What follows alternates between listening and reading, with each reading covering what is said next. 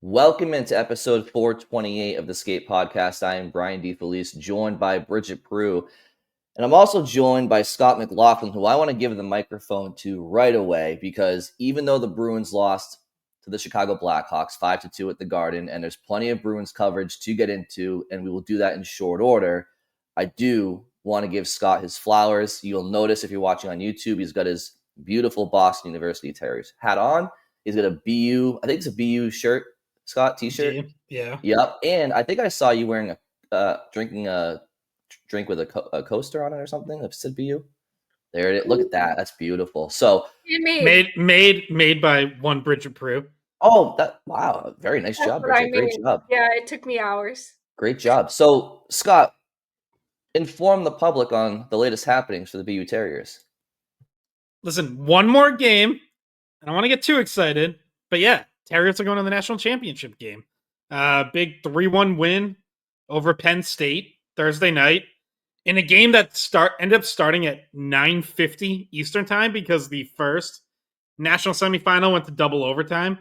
Western Michigan knocked off Denver, the defending national champs. So BU versus Western Michigan for the national championship. BU back in the championship game for the first time in 10 years. They didn't finish that 2015 game for some reason. Got postponed. They just never played it. BU last won in 2009, and Western Michigan's here for the first time. This is their first ever Frozen Four. It was also Penn State's first ever Frozen Four. I did think BU just looked like the more composed team most of that game against Penn State, which they should. This is BU's third trip to the Frozen Four in 3 years. So some of these guys they're freshmen. It's not their third trip. So a lot of the key players, it's their first trip. For sure. Fortunately for BU, their freshmen are extremely talented and have also played on big stages.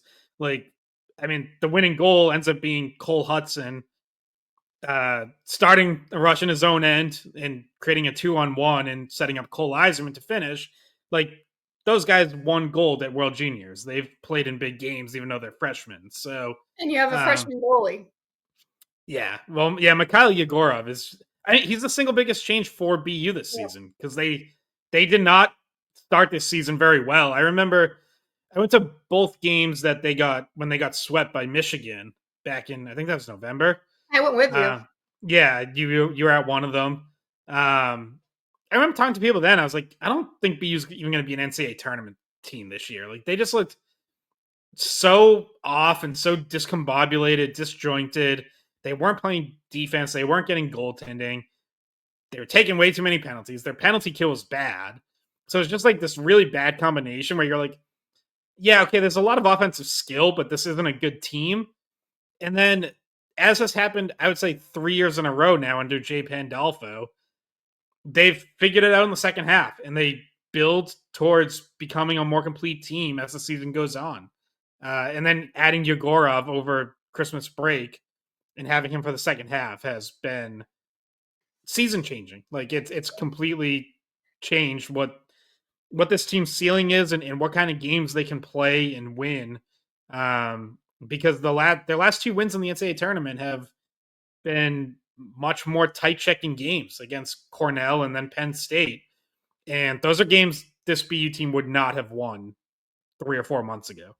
No, secret weapon, Mikhail Yegorov. I knew as soon as I saw him too, I was like, uh-oh. Everybody better look out because this just changed the entire season. Yeah. The very first game he played against BC, I was like, everybody should be very afraid because this kid, big Russian guy, comes in halfway through from Omaha, and you don't see that very often. Guys come halfway through into college, but they didn't think they were getting much development out of him in Omaha with the Lancers because they sucked. And they brought him in, and it was kind of like, hush, hush, don't tell anyone we have this secret weapon that we're about to throw in the net. And start him against BC. That should have told you everything you needed to know about how confident they were in him because they started him against the number 1 team in the country, and he looked great. So, good luck to BU, our last Hockey East team remaining in the tournament. Hopefully Western Michigan tired themselves out a bit. because they could have won that in regulation. They were up 2-0 at one point, and they ended up having to go to double overtime. Denver's just a good team. I would have been surprised if they rolled over, and I wasn't surprised if they got back in it, just because of what we've seen from them recently. But yeah, happy for BU. Some of their young players, their freshmen, are playing their best. Those are their best guys right now. Having great tournaments. Hudson, Yzerman, Yegorov, those guys are doing really well. Just a quick question on Yzerman. I was recently watching. I was just telling you guys before we started recording. I've been watching the draft lottery, the NHL draft lottery from the last couple of years, just to watch the procedure, get a little bit more familiar with it. Just because, to be honest with you, I don't think I'm alone. Most Bruins fans probably haven't been paying too much attention to that over the years. But last year's draft lottery, they kind of make a show of it. Like Bill Daly, who's the NHL, what's his title? Deputy something. Is he deputy deputy commissioner? I forget his exact assistant title, to the regional manager or something like that. Right. Yeah. Basically, Gary Bettman's right hand man. Yeah, exactly. Yeah, he's like his whisperer, in the Game of Thrones, whatever it's called. Anyway, so he was reading off the draft lottery results, but they would also kind of make a show of it. So John Buccigross, for example, was on set and he was interviewing Macklin Celebrini live and in person. They try to make a show of it. And so sometimes they'll have some highlights and talk about some of the projected draftees. And they made a comment in the 2024 NHL draft lottery show that once they started to get towards the top of the draft, that they were talking about how Cole Yzerman, I think they said, was ranked second among maybe North American skaters, or he was potentially supposed to be a top 3 pick based on talent. And of course he fell to the Islanders around 21. Is that accurate, Scott? Was Yzerman supposed to be a top 3-5 pick, but he dropped? And if that's the case, do you know what happened there? Yeah, it top 10. That's some people got him high in it.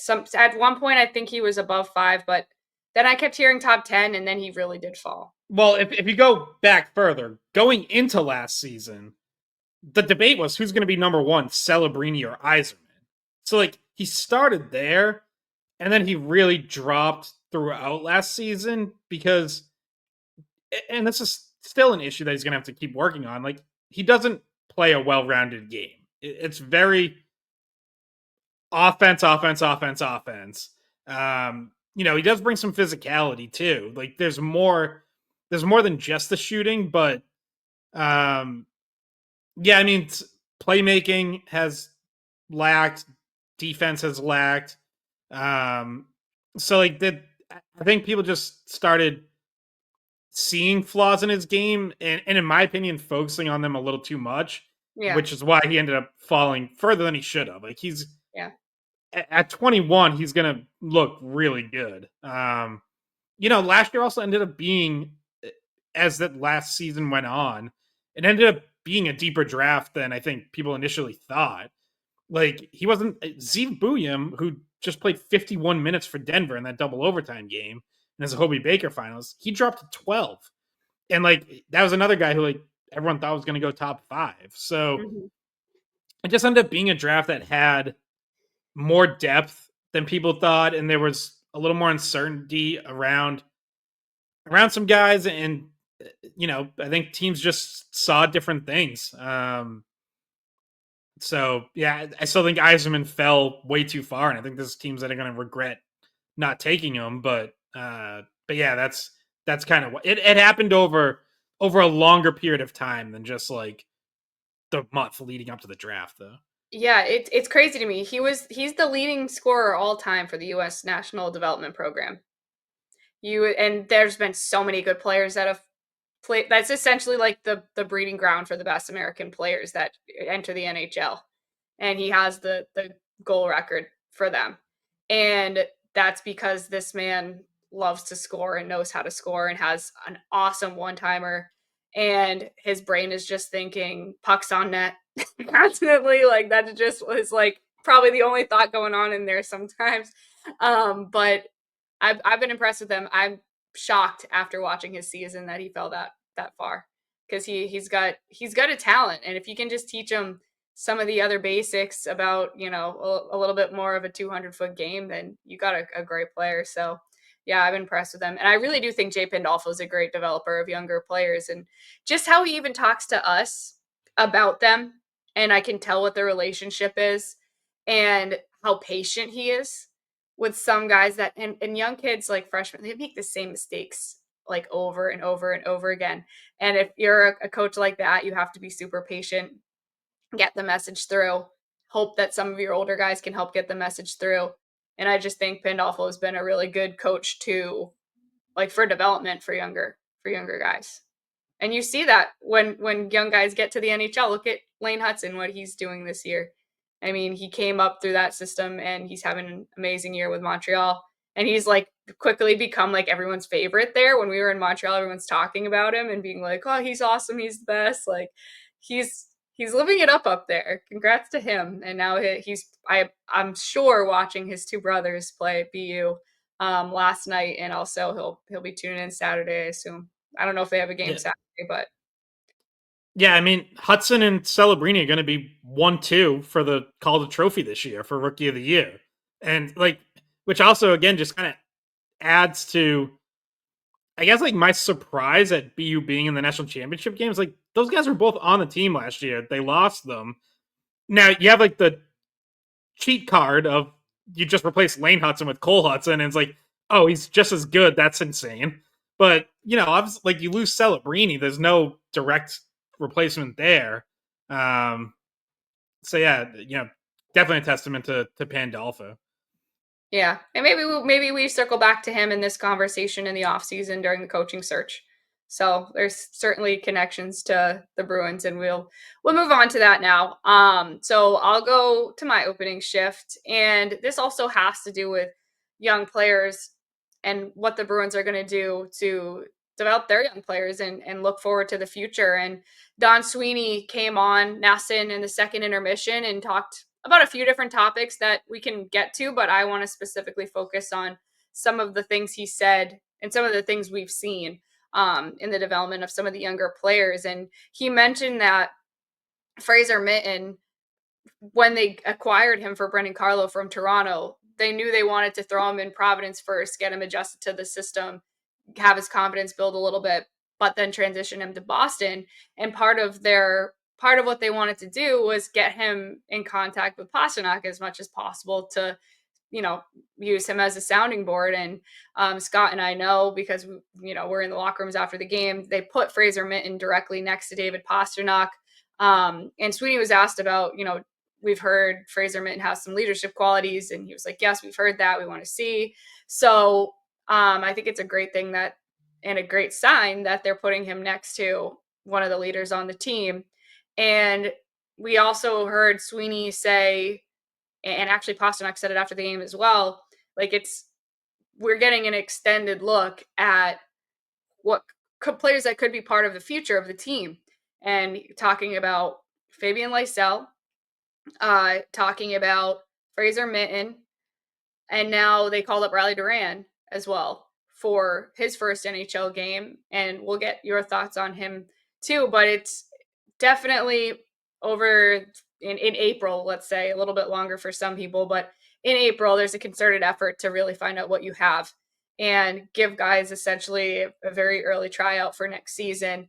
See if you can see growth, see if somebody impresses you. And so that's probably what we'll see going forward. And Patrick Brown got sent down for Duran to come up. Vinny Lettieri was in the building, I think a healthy scratch. I don't know if he was injured, but I believe he was a healthy scratch. And yeah, with Kastelik now ruled out for the rest of the season, there's a little bit of extra space to play with for some of these younger guys, and we'll see if anyone gets a chance to run with it. And also how Pastrnak and the others fill the leadership void to communicate with the younger guys. Yes, and there was a few things that Sweeney talked about that we can go over throughout this episode, and one of them was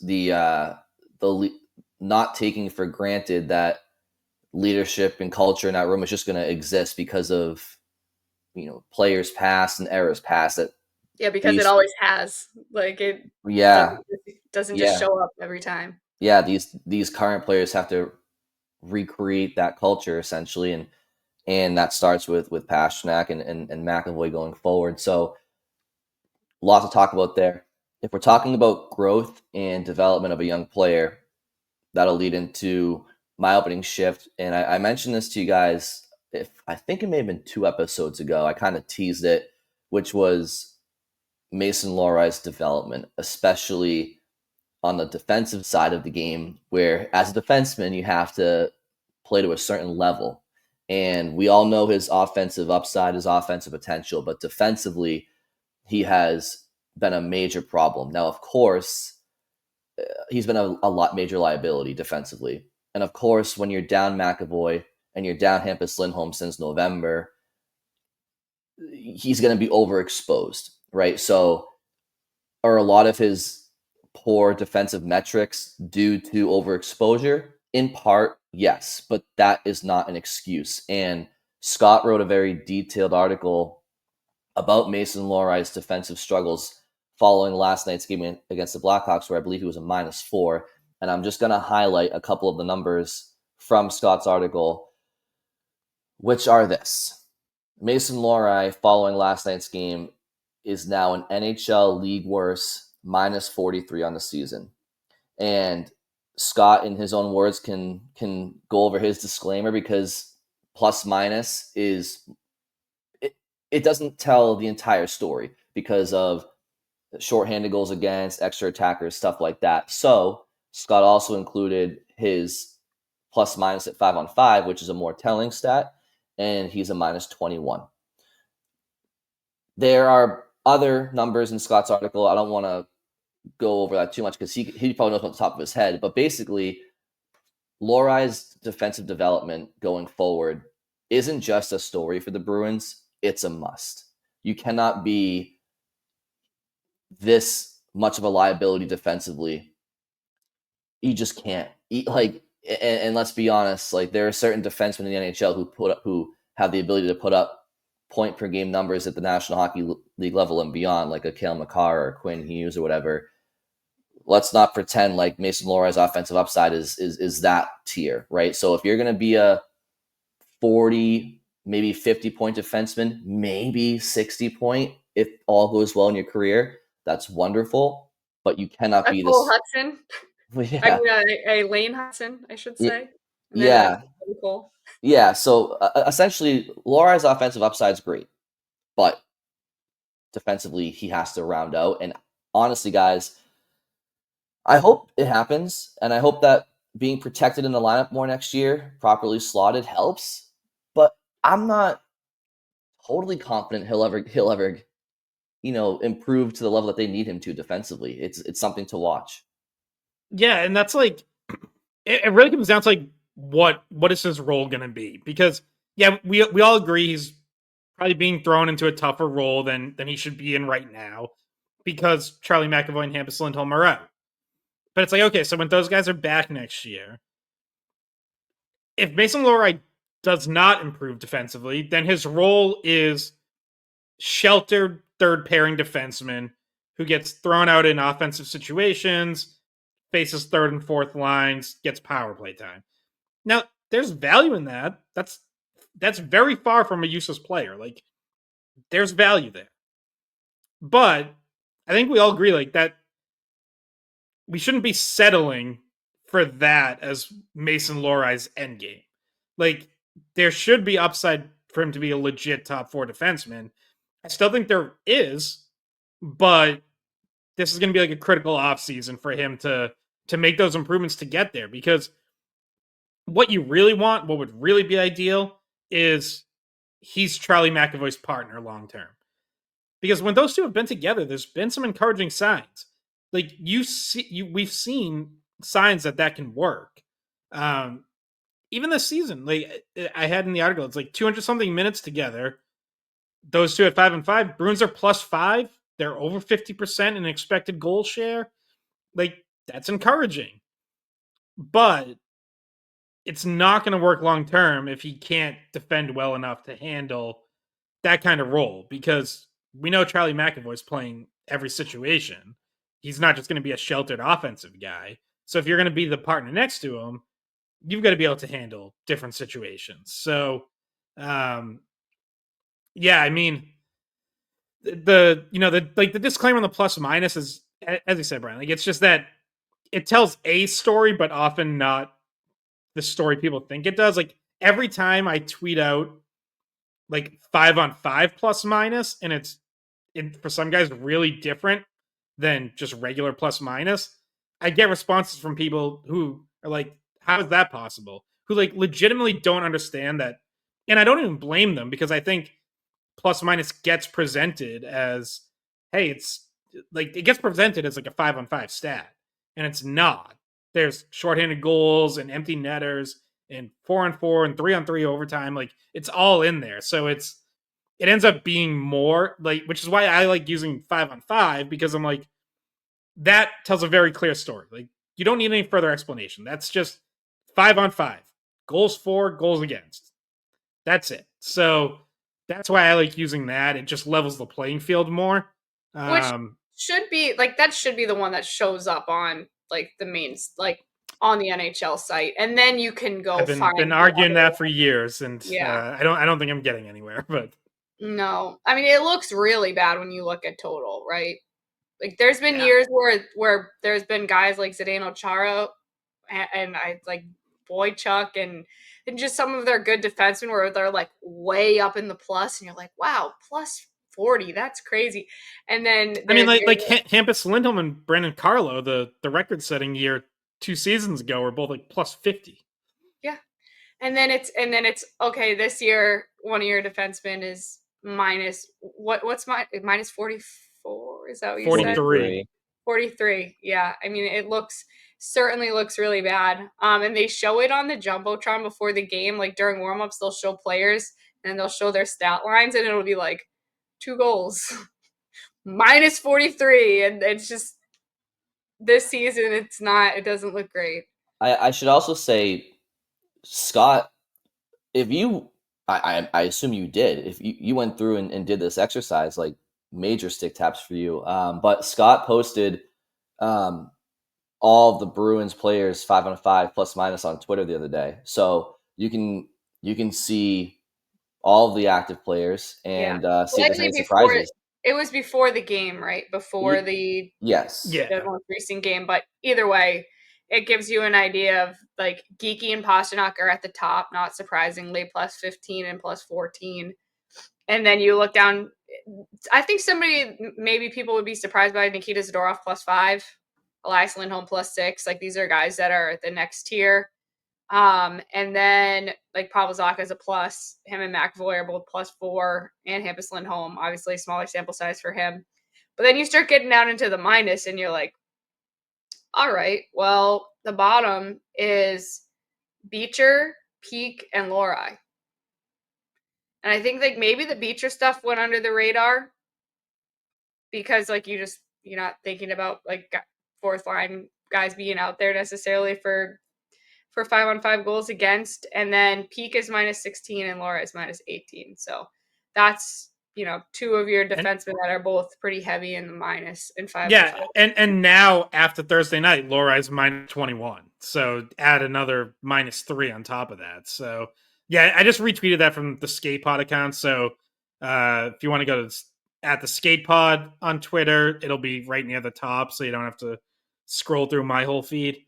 But yeah, like just a couple more numbers that stood out. So Lohrei has now he's been on the ice he's tied for the most goals against per 60 minutes that he's been on the ice for of any NHL defenseman. So again, it's a lot of pucks going in the net when he's on the ice. And yes, that's in part a product of there's also not a great team around him.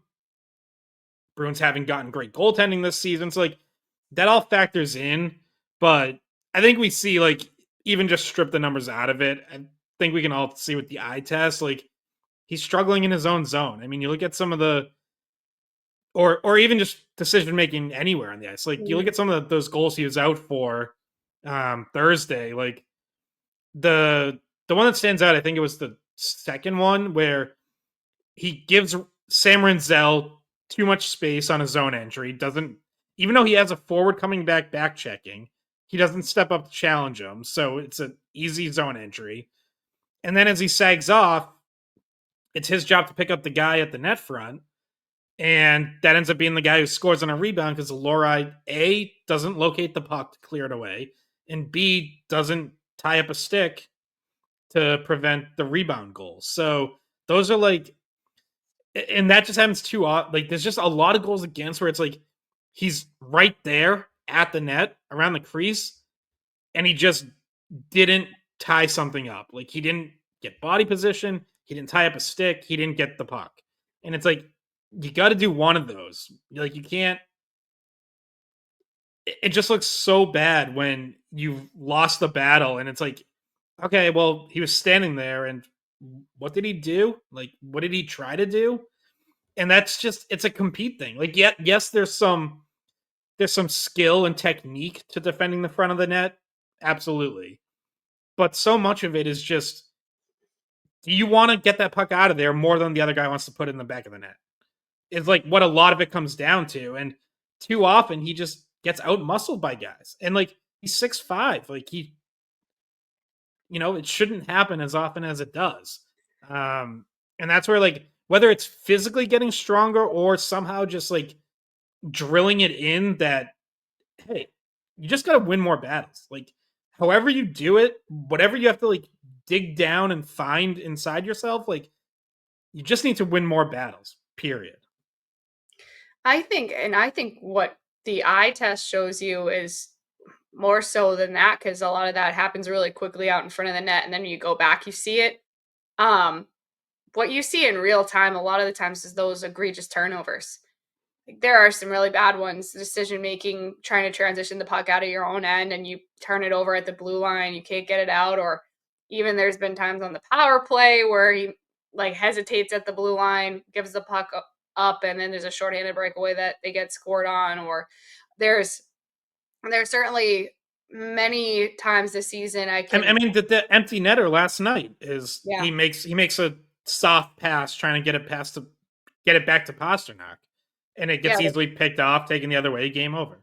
And like you're talking about the plus minus, and not all of it's his fault because the team is what the team is this year. But like you can think of certain situations where a mistake by him directly led to a goal, like his mistake, not like just a defensive breakdown as a whole team, like a mistake on a pass, a mistake on a read that ended up in it with a goal. And that's why the stats do tell you in this one, minus 21, 5-on-5, plus minus is definitely tells you what you need to know in this instance, where some of it is directly related to his coverage and his decision making. And beginning of the season, I didn't think that this would be where his stat category would be.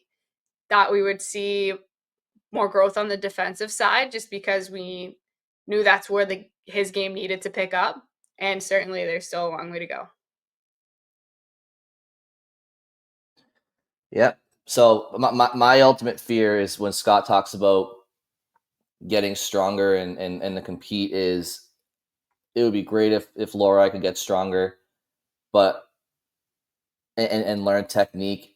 My fear is that it's that competitive nature, that dog that defensemen need to have in front of the net, where they get mean, they get nasty. You can't really teach that. It's kind of who players are by nature, and I don't think that's Mason's personality. I think he likes to have the puck in his stick, and I don't think he is somebody who thrives on physical confrontations in front of the net. So like whether if he's able to improve, that's great. I just think it's going to have to be because it doesn't come natural to him, and that happens. Sometimes we improve things that aren't natural to us, but I just don't think it's in his DNA to be that kind of mean prick in front of the net that's shoving guys out of his goalie's crease. So I think that's my biggest concern, is that he might be too nice of a player. And you have to have a level of nastiness, I think, as a defenseman. I mean, look at Torrey Krug. Torrey Krug was an offensive defenseman, and he was undersized. He played with some nastiness and with some snarl for his size, and I just think that it's an important trait to have. And unfortunately, a lot of times it's natural, and I don't think it comes naturally to him. Hopefully, it's something he can improve upon, but that's just my initial fear when we talk about his defensive development.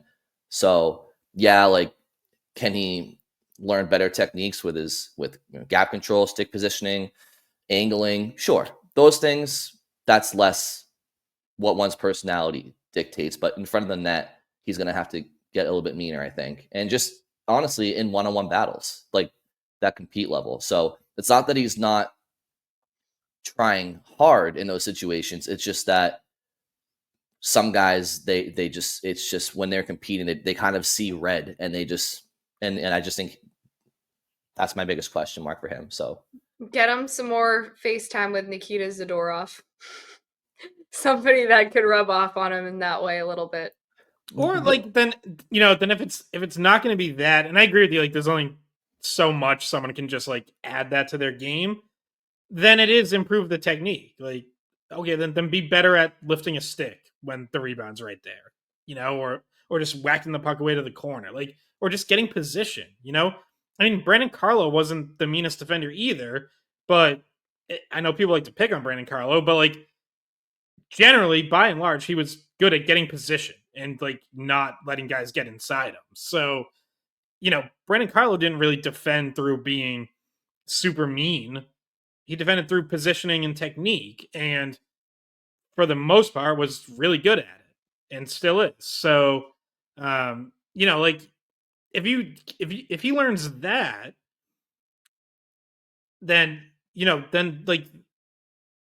then the offensive skill can outweigh the other shortcomings. Like, I mean, Matt Grzelcyk had seasons where he was way in the plus, and he was never great in one-on-one battles. Like, he figured out other ways to do it, whether it was just being shifty, just good timing on making a stick play or whatever. Like, yeah, like, I realize, people might be hoping like Mason Lohrei is going to be more than Grzelcyk or Carlo, but what I'm highlighting is like the technique you need just to get to a base level of solid enough defending that his offensive skill can then outweigh that. Because this season, like, we've seen the offensive flashes. I mean, he has the most points of any Bruins defenseman. He's third on the team in assists, and yet, to steal a phrase from Cam Neely that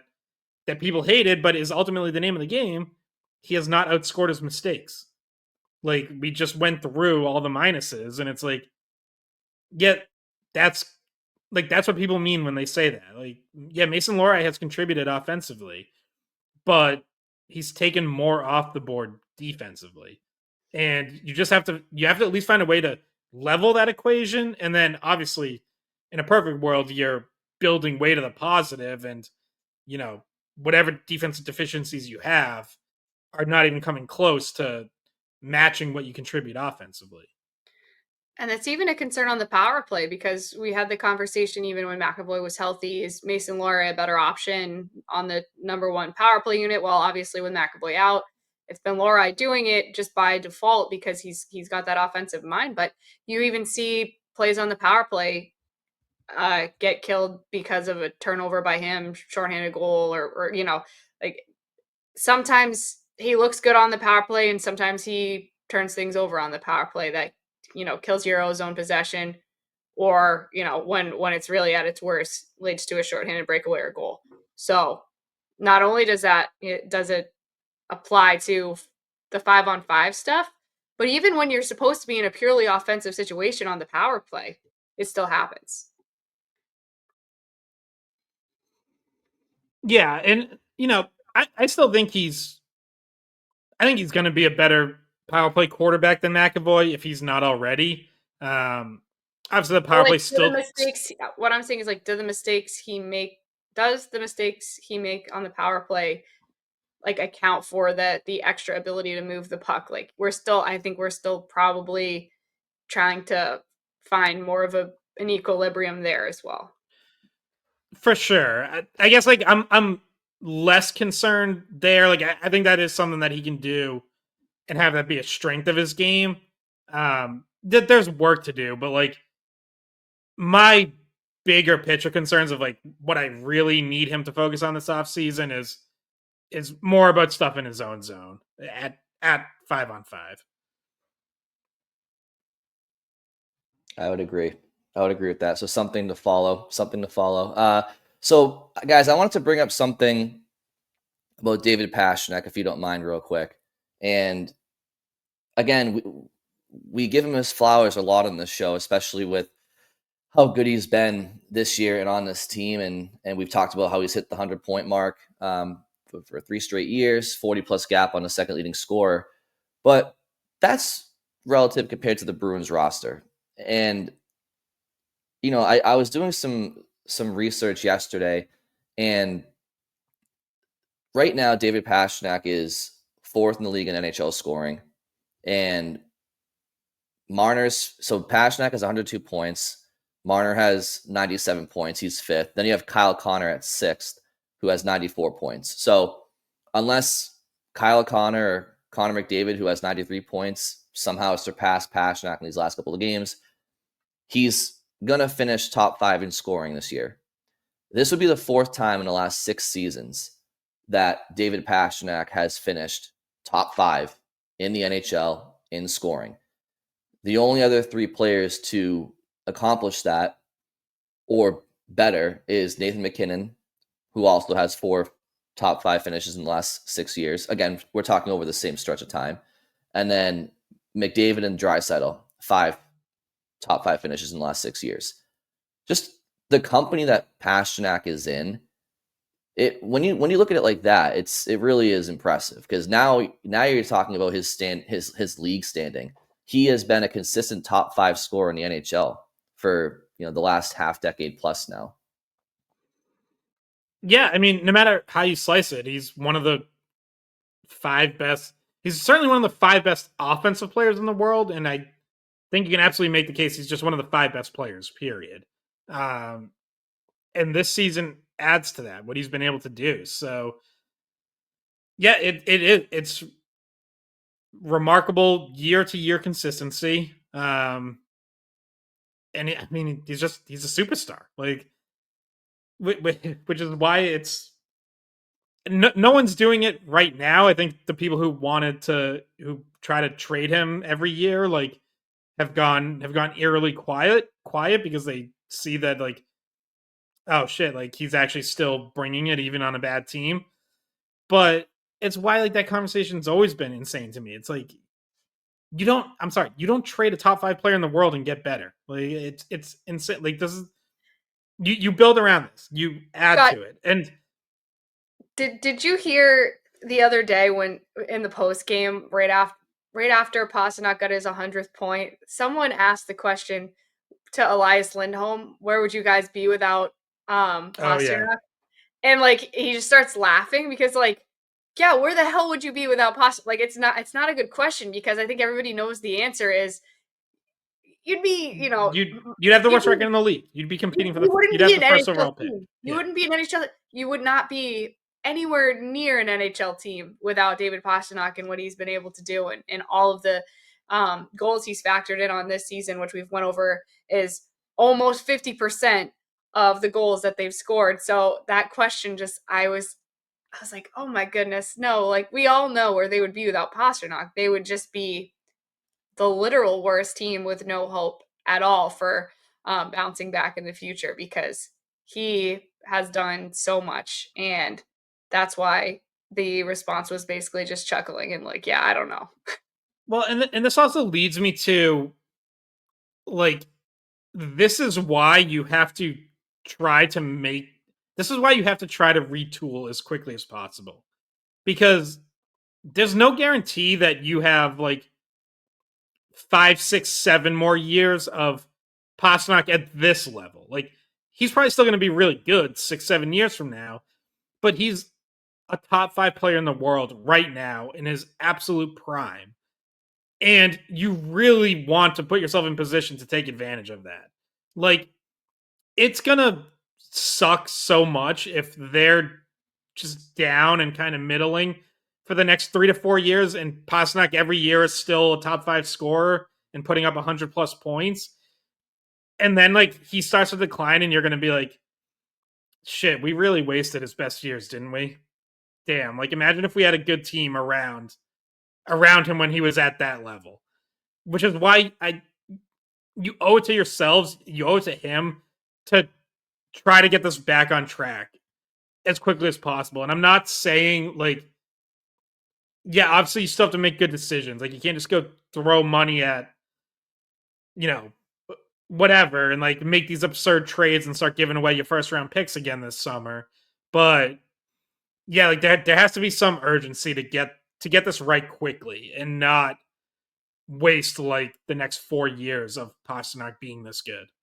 I think that's what Pittsburgh Penguins fans feel like over the last few seasons, where not saying Crosby's in his prime, but like still a good enough player that you could have done something more and you owed more to him to get a better team around him than you're just kind of watching him finish out his career on teams that aren't making the playoffs. And certainly it feels like something that's being squandered, and that, yeah, you want to avoid that if you're the Bruins, and maybe you go out and get someone like Mitch Marner to try to fast track this, or maybe you do the slow, painful retool, rebuild. I'll just call it rebuild at this point, right? Like, are we still calling it retool? Yeah, I mean, it ups the, obviously anytime you have a top 5 pick, if that's what the Bruins end up with, you expect to hit a real impact player, but like it also increases the importance of that pick, because it's like, yeah, that has to be someone who's ready to be an impact player in 2 to 3 years. I saw DJ Bean tweet this out, I think facetiously. His second line would be Marchand, Higgins, Marner. Bruins second line next year. I'm like, well, they have none of those guys right now. And they just got rid of Marchand. And then they would have to draft Higgins. And then they would have to somehow get Mitch Marner. Like, is it impossible? No. Is it crazy? Absolutely. I was like, DJ, you're just out here trolling when I saw that. Yeah, I mean, I just kind of am reserving judgment on if this is a full rebuild versus retool until I know more information about this team going forward. Like, again, to watch the product right now and the on ice product, when you're missing your top 2 defensemen, it kind of just isn't a total depiction of things. So, at the end of the day, and we can talk about Jeremy Swayman too, because like another bad outing for him, but Bruins second star of the season. No. Yeah. Which, like, on. People gotta... Yeah, the awards last night. Are you serious? You got the Bruins second star? Yeah, he got it above Geeky. Geeky got 3. So, I saw a lot of people being like, how does that happen? Well, here's how the 3... So, for people who don't know, the Bruins gave out, like, their team awards before last night's game. All of them except the 7th player award, which they save for the very last home game. So that'll be coming up on Tuesday. But yeah, they gave out the other ones, and one of them is the 3 Stars Award. So it's Pastrnak 1, Swayman 2, Geeky 3. Now, how that's decided is those are the 3 stars that you hear announced at the end of every game. If you go to a game and you stick around till like 30 seconds after the final buzzer, they announce 3 stars of the game as voted on by 98.5. So the 3 Stars awards at the end of the season are just adding up those tallies. So it's like whatever the point system is, like first star is probably 3 points, second star 2 points, third star 1 point. They just add that up, and that's it. Like there's no another round of voting. They just add that up throughout all the home games all season. And so what I would also point out to people is Jeremy Swayman this season, last night notwithstanding, was way better at home than on the road. Going into last night, he had 910 save percentage at home versus like an 877 on the road. So how does he win a 3 Stars award that's based on home games? Well, that's how. He's been better at home, and he's just been voted, second star a bunch. No, that's good clarification, Scott, because I didn't see these award winners last night. So when Bridget just mentioned that, I was like, I didn't know the details of the voting. That makes more sense. But Yeah, so basically, the way I look at next year is there are certain players where I look at them and I'm like, can't be much worse, can they? And Swayman's one of them. So I assume he'll be somewhat better next year. And then you have Lindholm and McAvoy. We talked about what Lohrei needs to do to improve, but he's still a young, promising offensive defenseman in a certain role. I think Zadorov should be. I don't think he's been as bad as some people have suggested this year, but he should be better. Obviously they could use improvements. I think he's been totally fine the second half. Yeah, Like yeah, on my list of issues with this team since college January 1st, yeah. Nikita Zadorov is pretty far down the list. I would agree. So, like, the blue line, my point is the blue line is going to look a lot better already next year, and you already have those guys internally. They're just hurt. And then up front, of course, they have to do work, but without knowing certain potential trades, certain potential free agent acquisitions, I just need more information before I look at next year's roster on paper and say, yeah, they're bound for bottom 5 again, or I just don't know. I really don't know. But I can tell you that the Bruins aren't management and ownership. They're not going into next year trying to be a bottom 5, bottom 10 team. They're gonna try to be back in the mix. So we just don't know what it looks like just yet. And can I say real quick, just congrats to Nikita Zadorov and his wife for having another baby. He walked in last night. He had a little footprint on his arm from the baby. So he had come right from the hospital to TD Garden to play. I was thinking maybe he was going to have that Brendan Carlo, score a goal for the baby kind of thing. McAvoy did it too. So like a lot of these guys that come in that they're defensemen and then they score right away once their baby gets born. But anyway, congrats to him. I believe it's his third child. So yeah. Yeah, named Zlatan. So Zlatan Zadorov is an A+ name. Yeah, it is. Just crushed it. It is an A+ name. So guys, I did want to talk about quickly before we still have a little bit of time here, but I wanted to bring up something I texted you guys yesterday, which is the current relationship between where teams finish in the standings pre-lottery and then the odds of where they could actually draft. Because Bruins fans we're not in a familiar position right now where we're tracking finish 4th or finish 3rd, try to finish as low as you can to get the highest odds. It's just not a position the Bruins have been in, and it's unfamiliar territory. So I just want to clarify exactly what these odds are looking like, because it was kind of news to me to look at it this detailed, and I'm sure it might be news to others, and the three of us can break it down. But basically, as things stand right now, the Bruins would have the 4th pick in the draft pre-lottery. What their odds would look like this. They would have a 9.5% chance of getting the 1st overall pick. They'd have a 9.5% chance of getting the 2nd overall pick. They'd have a 0.3% chance of getting the 3rd overall pick. 15.4% chance of maintaining their 4th seeding. 44.6% chance of picking 5th, and a 20.8% chance of picking 6th. They cannot pick 7th or later. So just to kind of summarize, you're talking about, mid to high 30% chance of picking a combination of 1 through 4, and then a 64% chance in change of picking 5th or 6th. And just to use another team for an example, the San Jose Sharks would have the 1st overall pick right now. Here are their odds. They would have a 25.5% chance of picking 1st. They'd have an 18.8% chance of picking 2nd and a 55.7% chance of picking 3rd. So even though the Sharks would finish with the 1st pick in the draft pre-lottery, the highest percentage of their pick of what they pick would be 3rd, just because of everybody else's chances as well. So yeah, it's crazy to me. And I put the graphic up that's for people watching. I put the graphic up of what Brian's talking about. And if you're confused by, if you're listening to this and you want to, find it, watch the YouTube version. And I think maybe Brian tweeted this, I'm not sure. But yeah, you can see how crazy it is that even if you finish presumably with the number 1 overall pick, the lottery changes your chances to that being their most likely position to pick is third, which is crazy. But what I thought was crazy was 1 through 11. Like, why 11 teams in terms of teams that have a chance at picking number 1? Like, why does it go all the way up to 11? Yeah, just because for however they decided it, but no one can move up more than 10 spots. So 11 is the last team that has any chance to get to 1.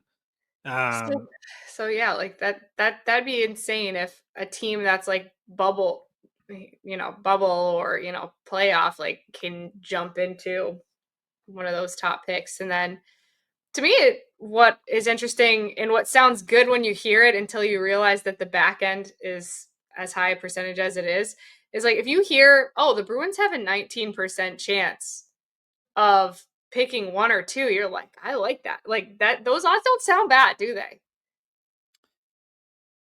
No, and another way to look at this, like if you want to go percentages, is the Bruins haven't, if they finish with the 4th worst record, have an 81% chance of picking top 5. So like you can also look at it that way. Like you only, or I guess 79%, yeah.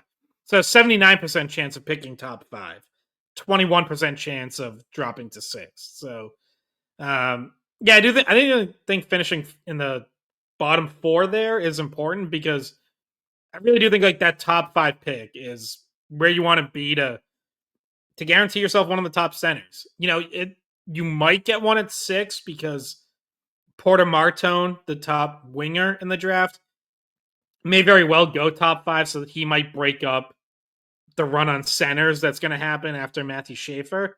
But yeah, if you drop lower than that, that's where it start, at least to me, and to I think a lot of experts, like it starts to become a little bit more of a crapshoot, and there's less certainty. Now look, every year there's a surprise. Every year someone makes a pick near the top of the draft where you're like, whoa, I didn't see that coming. Last year it was Anaheim taking Beckett Seneca. I think they took him 3rd overall, and most people had him ranked around like 10. Like all it takes is one team. And by the way, like now that looks like not such a bad pick, because I think Seneca just had like a monster season. But all it takes is one team to see someone that everyone has ranked 9th or 10th, and they're like, no, that's the 3rd best player in our mind. And all of a sudden, like it throws off the entire board, and you're like, whoa, wait, we're gonna have a chance to get who at number 8? Like, so that like people have. There's this speculation out there now that James Hagens might drop out of like the top 6 or 7, which I still think is crazy, even though he didn't have quite the season at BC that people were expecting. But like, I still look at him like, I can't really imagine Hagens dropping out of the top 5. And yet there's people who follow this stuff and cover this stuff who think it might happen. So, yeah, like we sit here now, and I think getting a top 5 pick is very important, just because you'll have at least one really good option at center on the board there, but the board can always get kind of jacked up by just one team throwing a wrench into it. Yeah, I think we've talked about him before. I brought him up, and I think Jake O'Brien could be one of those guys that climbs a little bit higher, or is selected a little bit higher. Right now, he's projected to go 11th, but just some of the guys that are mocked to go before him, I could see him going in front of some of these guys. Yeah, I've started putting together like my own big board, which I'll probably publish some point after the season's over, and I don't think I'm gonna have Jake O'Brien any lower than 8. Like I have him pretty high too. He's a stud. Like he's very good. I would take him over Roger McQueen, who I think most people I see have McQueen rated higher, but there's stuff with McQueen that worries me a bit. Like his injuries first and foremost. Yeah. But also like I saw someone that dove into his production this season, or it might have even been over the last 2 seasons, and it's like he has beaten up on the worst teams in the WHL, and his production against the top teams is like not anywhere close to as good. So like that's a little bit of a red flag too. Yeah, I mean O'Brien's got 98 points in 66 games in the OHL. I mean, we talked about him before, but I and he's gonna fill out too. Like he's a yeah. he's a string bean right now. 6'2", 170. So okay. So that's a little the draft lottery odds nugget. By the way, I'll give you my binky, and it's someone who's gonna go higher, but I love Anton Frundell. Yeah, no, me too. He's gonna be my third overall player. I have him ahead of Hagens, ahead of Denwyer, ahead of Martone. Keep it to yourself over there, and then don't let anybody else. Don't let the other GMs in on this, okay? Well, Scott's not being that bold. I think he's projected to go fourth. Everyone has him in the top 5, but yeah, no, I think I agree, Scott. I've for those that are interested, if you just go on, obviously the ability to watch these players in real time or where to find their games, it's a crapshoot. It's really difficult. So I would suggest for those who haven't, like, there's a lot of good videos on YouTube of people in the know kind of breaking down these players' film and their tendencies, their habits, good and bad, and yeah, like, so get familiar with these players. Not necessarily right now if you don't want, but definitely as we get closer to June. But in any event, the stat to know on Frundell, like the headline grabber is, so he played this season in the I'm probably gonna say it wrong, but Allsvenskan, the second division of pro hockey in Sweden, and had the most productive season an under 18 player has ever had in that league. The two players that he passed, who are second and third on that list, William Nylander and David Pastrnak. Yep. Oh yeah, I mean the tape, the scouting report on him is that he's going to have an elite NHL release. He does the the way you see Connor Bedard and Austin Matthews just have that deceptive release. Like, he's one of those new age players, new age release type individuals. Very powerful shot. He's a left-handed shot, right? He's lefty, Scott. Yeah. So he has a very powerful one-timer on the power play on the half wall, similar to what Pastrnak does in Boston on the right side. And like, he's a big body. When he gets moving, he's kind of like just tough to stop him. He has a ton of high end skill, but again, all of these players are so young that if you dig deep enough, you'll find things that they have to work on too. So, okay, plenty of time for more draft coverage, but for now, I think we wanted to move to, drum roll please, the fashion segment that we haven't gotten to, because this news broke. Well, I don't know if it was news, but this leak broke a couple of weeks ago now. We haven't talked about it until just now. I will say, if you have been listening to the Skate Pod for a couple of years now, back in 2021, I think it was, we had Pete Blackburn on here, and Pete mentioned on the podcast that he heard that the Bruins were getting ready for a rebrand back to their 80s nostalgic Cam Neely, Ray Bohr, Terry O'Reilly era uniforms. Bridget and Scott, I don't know how it's been 4 years. That kind of flew. But in the meantime, the Bruins had Bridget's typing something in the chat. I'm not going to repeat it here, but that's funny, Bridget. I would love for you to bring that up, but I don't think we will. But if you want to, go for it. Idea. If you want to, I'll grab the popcorn and I'll go for it. But since Pete said that to us in the podcast, the Bruins had their centennial season where they kind of had like a one-off year design. And then they had the centennial game this year against the Canadiens on December 1st, where they kind of went back to that 80s look with a couple of alterations to it that Scott didn't like. For example, the sleeves went down. Well, you know what? Let's just save it. Anyway, recently there was was it a CBC?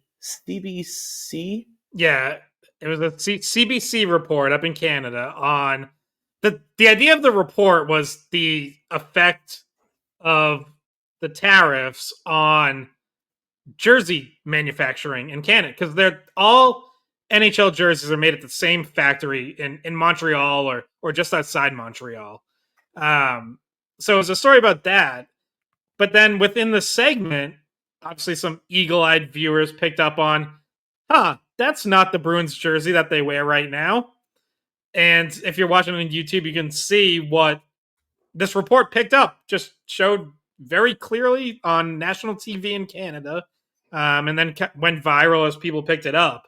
But yeah, certainly looks like that is the manufacturing of the Bruins' next jerseys.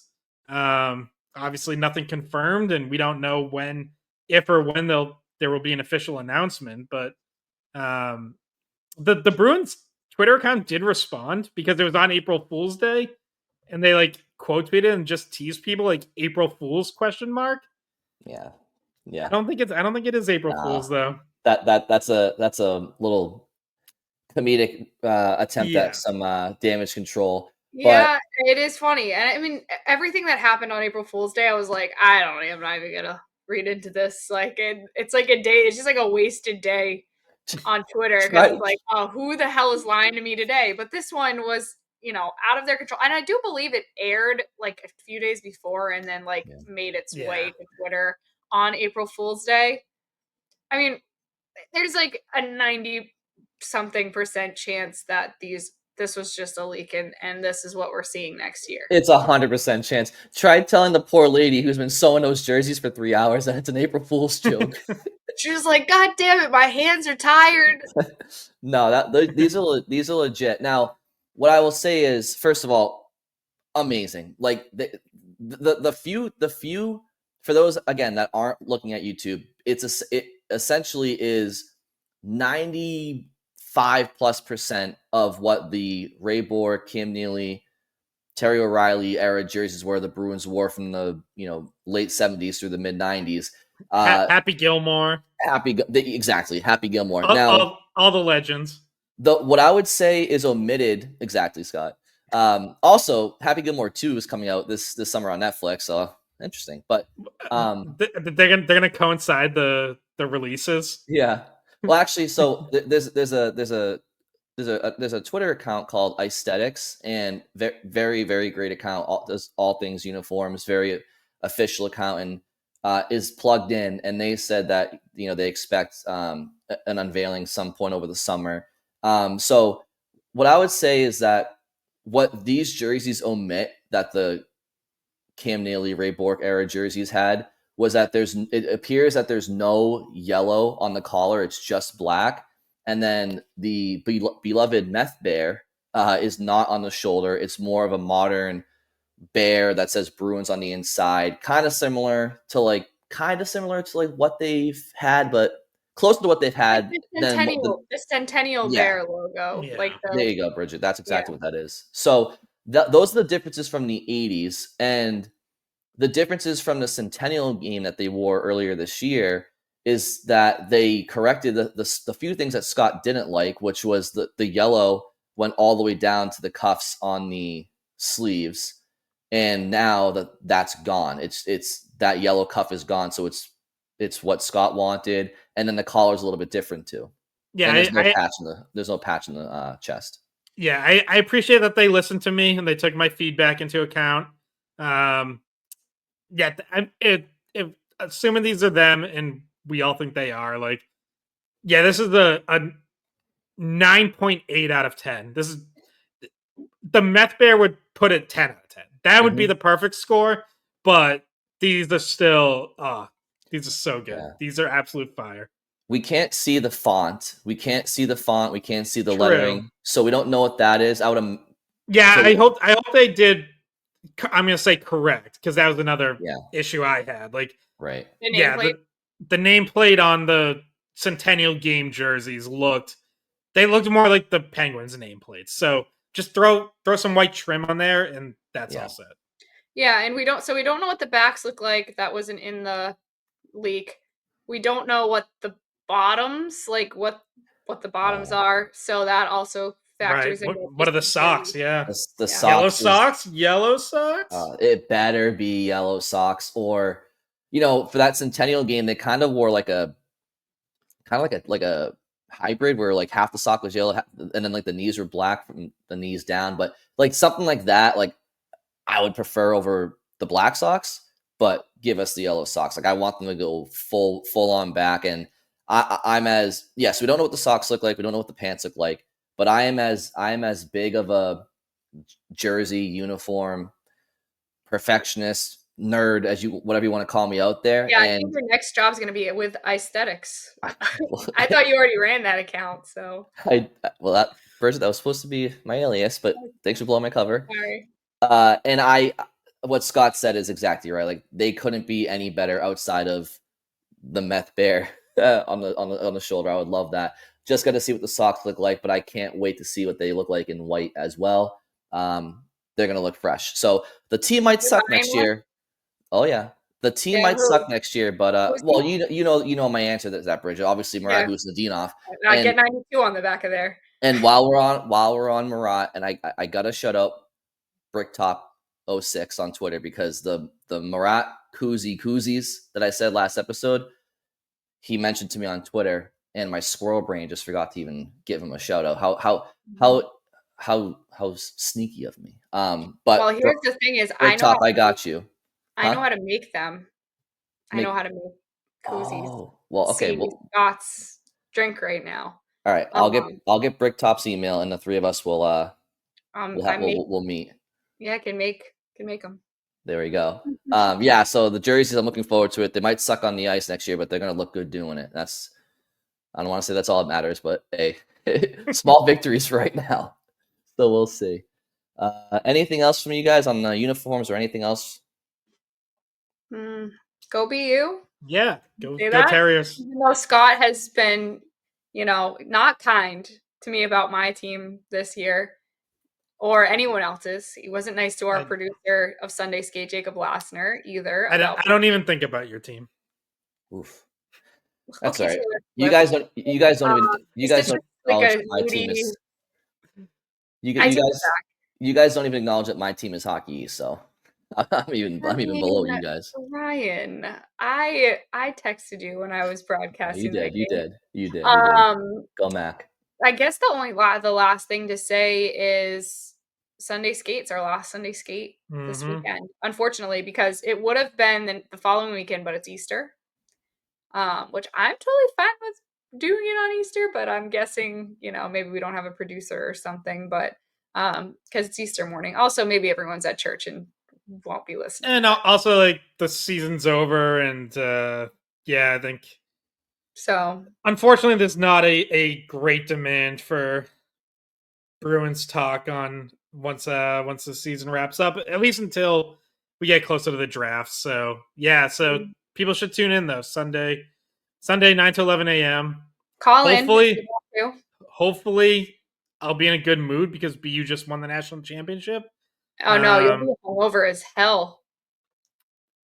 Hungover? You think I'm gonna stop partying? You want it? Yeah, you gotta stop partying to be hungover. True, he'd still be drunk.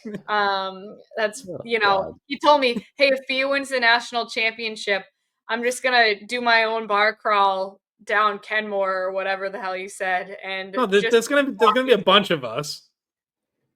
You and your in your army. We're going streaking. We're going up to the quad. Going to the quad. And that's how I'm gonna see. I'm gonna be driving down the highway, like pulling up to the office at like 8 a.m. and be like, is that Scott streaking? Hold out, Frank.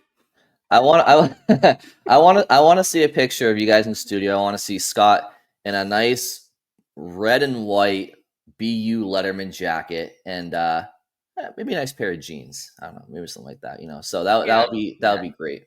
Great. Good callback. Good inside joke right there. No one gets that, and we can't. No one's gonna get it. And we're not gonna explain it. All right, that is good for us. Everybody have a wonderful weekend, and we will talk to you on Monday. Hey guys, thanks for watching the Skate Podcast. If you want to see more of our videos, visit our playlist.